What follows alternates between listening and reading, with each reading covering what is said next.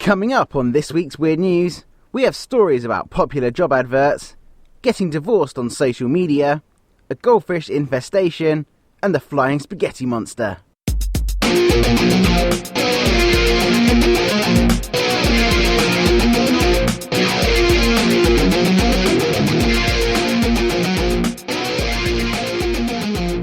And now, it's time for this week's Weird News with Daniel Bryan. Welcome to this week's Weird News, your source of weird and wonderful news stories from around the world, brought to you on a podcast. On the show last week, we introduced 4 stories to you all from week 14.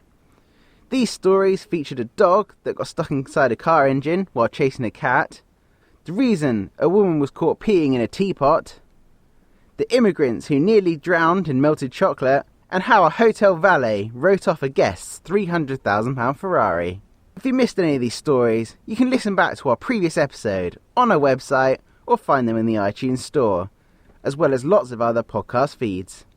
If there are any podcast feeds that you can't find us on, let us know and we'll try and get this week's Weird News featured there.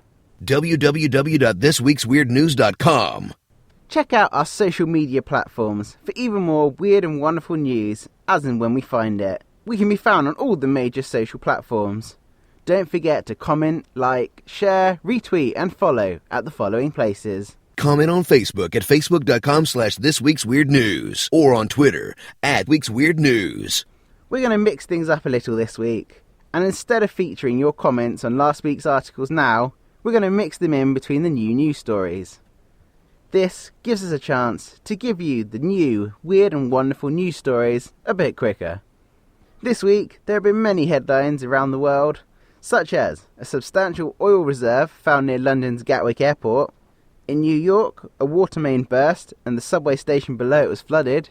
And in Australia, the government has established a task force to crack down on the increased use of crystal meth. These have been the major headlines of the week. But now it's time for the weird and wonderful news that you may have missed. Our stories today come from week 15, 2015, or as some may prefer, the 6th to the 12th of April. Story number 1. You would think a set of small islands off the coast of Cornwall would not attract global attention. Well, this week, that's precisely what's happened. A job advert for a police constable was posted on the local police's Facebook page. The job was described as quite possibly the most enviable policing post in the UK, or even the world. Since this post was made, it's gone viral, and they've had applications from all over the world, including Thailand, the US, and Australia. Applicants are required to have unflinching confidence to know what to do if there's an abandoned seal pup making its way up the high street, as well as being able to deal with the prospect of issuing a parking ticket to your spouse tactfully enough that you still have dinner waiting on the table when you get home. The reason for this being, there's a very small amount of people on the island, and there's a very high chance you will know the person, or even be related. Initially, the Facebook post was meant to be a fun jibe at how laid back and easy the job can be due to the population numbers and low crime rate. But as a result, instead of the normal 1 or 2 applicants, they now have hundreds. The island itself has had only 2,200 reported cases between March 2014 and February 2015. Other applicants for the job have come from Ukraine, Texas, New York, Oklahoma, Ohio, Spain, Greece, Italy, and the Philippines. Sadly, however, for these applicants, the position is only available for serving officers of the Devon and Cornwall Police. Whoever gets the role, they will have an easier life than a lot of mainland police officers, and be able to roam around the idyllic island with its 5 miles of road to see if they can reduce the crime rate even further. From last week's show, we've had an email in from Donnie Tice from Minville in the USA, who has written in about story 4 last week, where a valet crashed a customer's Ferrari while bringing it round from the car park. Donnie says, I looked at the Ferrari on your Facebook page. I would have been so angry if that was mine. Such a nice car, but it's properly been ruined by that man. Story number 2. In New York this week, Eleonora Biadu was filing for divorce from her husband Victor. Nothing unusual there, and this happens many times each week. But in this instance, her husband is nowhere to be found. The couple married in 2009 in a civil ceremony. This, however, was the first nail in the coffin for the couple, as it was a broken promise by her husband not to have given her a traditional Ghanaian wedding ceremony. Since then, the couple have gone their separate ways, and Eleonora has wanted a divorce. She has been in contact with her husband via phone and on Facebook, but not sharing his new address with his wife, they have been unable to issue him with divorce paperwork.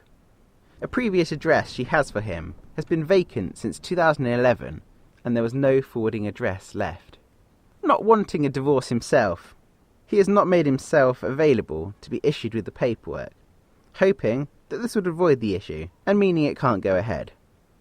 But in a new decision, not seen before, the judge in New York has deemed that a divorce summons can be issued over Facebook as a private message. To give the man a chance, and to rule out him not seeing the message, the same summons will be sent to the husband once a week for 3 consecutive weeks, or until acknowledgement from him is received. It was only relatively recently that you were allowed to send divorce summons over email, and this was deemed to be cutting edge. But this is one step further, and the judge that has allowed this thinks this should be allowed on other occasions too, as it reflects the change in society and how people stay in contact with each other. So for Eleonora, she now waits for the response from her husband so she can proceed with the divorce. Good luck to her. You can become part of this week's Weird News. This section of the show could be dedicated to you. Sponsor the show and we can fill this section with a tailor-made advert just for you. Reach your audience in a different way with the power of a podcast. We are open to your ideas, so get in touch at thisweeksweirdnews@gmail.com. Get on board with us now as our listeners grow and we can reach more and more subscribers together. Story number 3. A lake in Colorado has surprised scientists as there are 3,000 to 4,000 goldfish living in it. Goldfish like this are not native to North America, and the mystery and how they got there baffled people. However, this week they have figured out that the outbreak of goldfish must have been as a result of someone dumping a handful of unwanted pet goldfish in the lake a while back. And as nature has taken its course, they have multiplied and they are now thriving in the lake. North American biologists are now worried that something may have to be done about the goldfish, with the possibility that they'll have to be removed. If the fish manage to make their way downstream, they would be in direct competition with the native species of fish in the area and possibly cause more damage to the environment. From the size of the goldfish themselves, it is believed that they're around 3 years old. This would mean someone would have offloaded their pet goldfish into the lake sometime just over 3 years ago.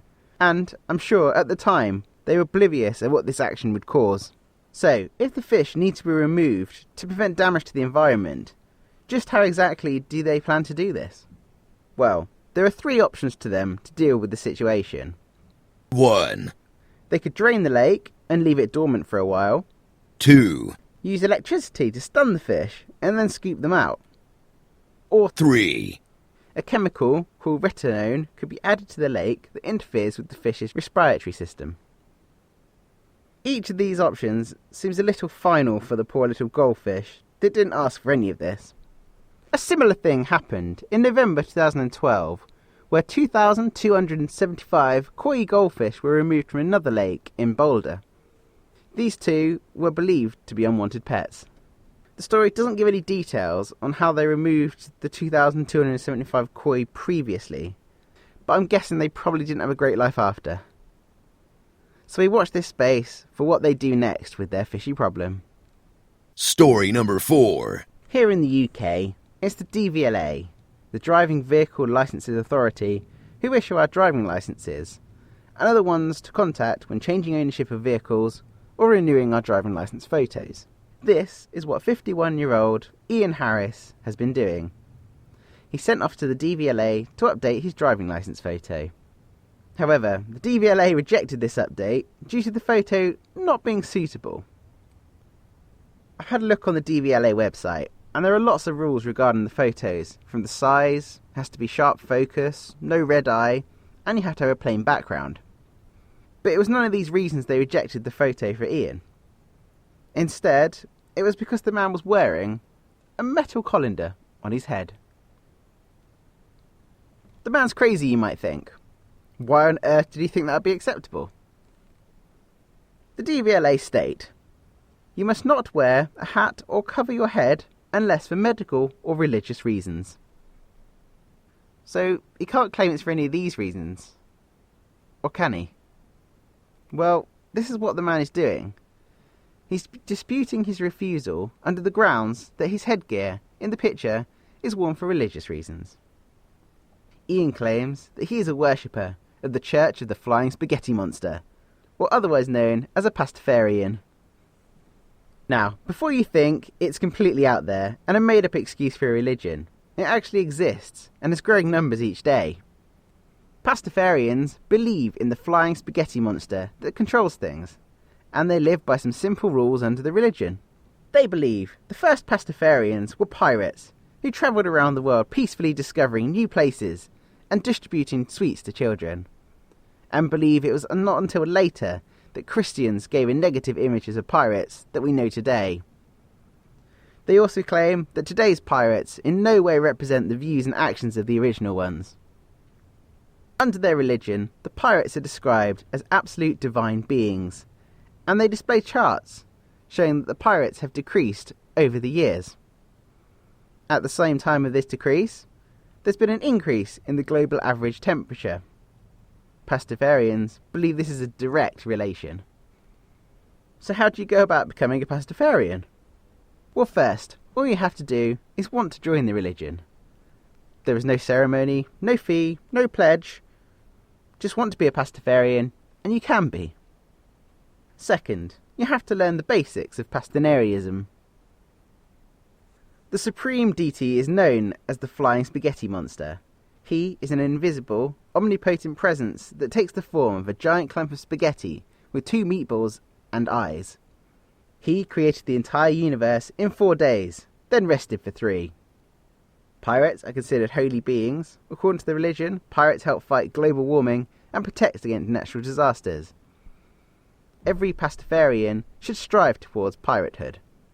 Pastafarian heaven is a land of beer volcanoes and stripper factories. The flying spaghetti monster will one day come again to end the world and will punish all heathens. The third thing you have to do is study the text of Pastafarianism. The most important book for Pastafarians is the Gospel of the Flying Spaghetti Monster. The Quill Award nominated Gospel was published in 2006. And that's about it. You're a fully fledged member of the Pastafarians. Like other religions, there are some commandments, but instead of thou shalt not, it's I'd rather you not. For example, I'd really rather you didn't act like a sanctimonious, holier-than-thou arse when describing my noodly godliness. I would really rather you didn't use my existence as a means to oppose, subject, punish, and extradite, and or, by means to others. I'd really rather you didn't judge people for the way they look, or how they dress, or the way they talk, or, well, just play nice, okay? I'd really rather you didn't indulge in conduct that offends yourself or your willing, consenting partner of legal age and mental maturity. I'd really rather you didn't challenge the bigoted, hateful ideas of others on an empty stomach. I'd really rather you didn't build multi-million-dollar churches, temples, mosques and shrines to my noodly godliness, when the money could be spent better. Take your pick. Endless poverty, curing diseases, living in peace, loving with passion, and lowering the cost of cable. I'd really rather you didn't go around telling people I talk to you. I'd really rather you didn't do unto others as you would have them do unto you. If you are into, stuff that uses a lot of leather, lubricant, Las Vegas, if the other person is into it, however, then have at it. So, back to Ian, who is now fighting with the DVLA to get his passport photo accepted. Only time will tell what the outcome will be. Do we have any Pastafarians listening? Get in touch with your views on the story. There we have it, this week's 4 stories. And if you have any views or comments like Donnie did, get in contact with the show.